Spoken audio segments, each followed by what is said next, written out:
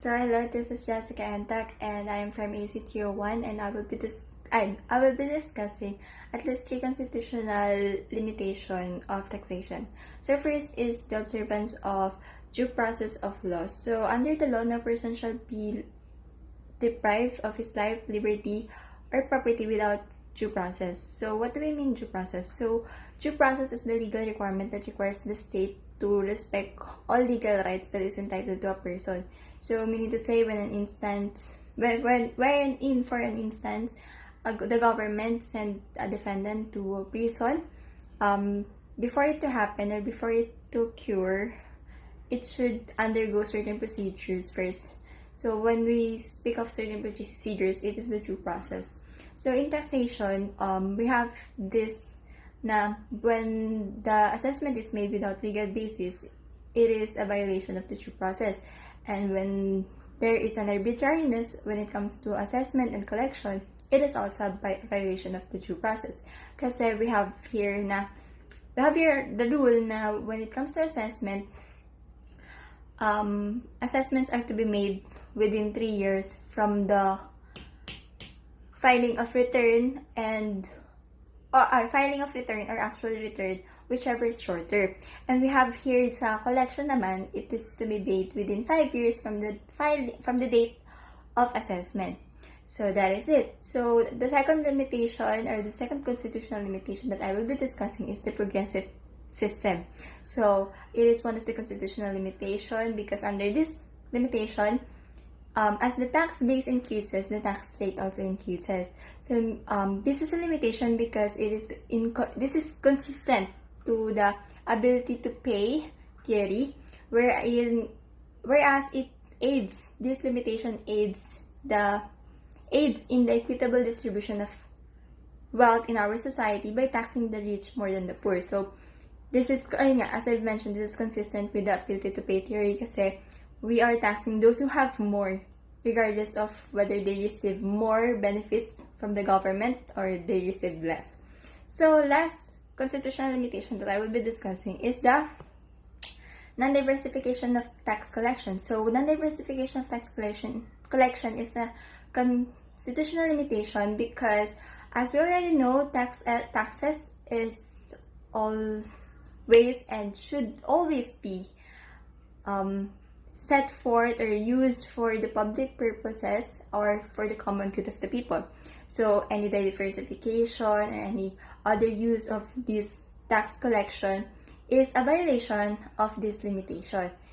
Okay, so my second discussion would be regarding the principles of a sound tax system. So we have here Adam Smith, wherein according to Adam Smith, the government should follow or should adhere to these following principles in order to evolve a sound tax system.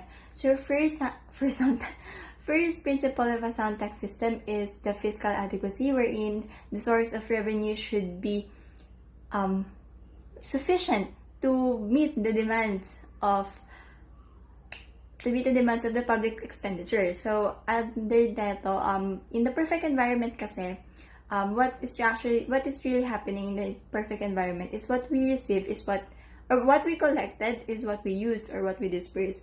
However, meron kasi tayong mga cases, of course, wala naman tayo sa perfect environment. So, in our cases, we have these appropriations wherein yung mga head of the department sa government or under ng government, they will submit their estimated expenses for the following year to the Congress, and then the Congress will study it, and then they will see if there is a sufficient fund, then it is approved, then there will be appropriation of funds, and if there's an insufficient fund, of course, they will weigh it down if it's necessary, or if it's not, then leave it for a while, parang tanggalin muna natin, something like that maybe. But then if there's an insufficient fund, the government would make its way, would take measures to support the estimated expenses of those departments. So they will either sell properties or they will acquire a loan. So second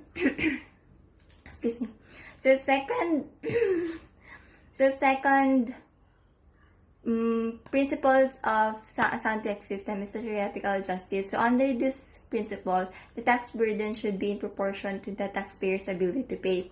So dito naman, our taxes are based on our ability to pay. It's not based on our appearance. It is not based on our status, capabilities, or our power, or our authority. So it doesn't differ, or it is not based onto that. So it is always based on our ability. Not actually always, because there is another theory of allocation for taxes. So it is based on our ability to pay. And the third principle of a sound tax system is the administrative feasibility. So under administrative feasibility, it should be capable of being enforced. It is not burdensome, and it is convenient as the time and as the manner of payment. So under this principle, in order to have a sound system, so a sound tax system is where merong mga yung manner nung pagbabayad natin mga taxpayer, it is made easier and accessible for us. So for example of this sa administrative feasibility, we all have now those online forms to fill up, diba?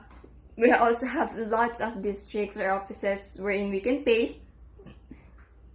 So those are the examples that it makes it easier for us, and it is to pay, and it is accessible for us.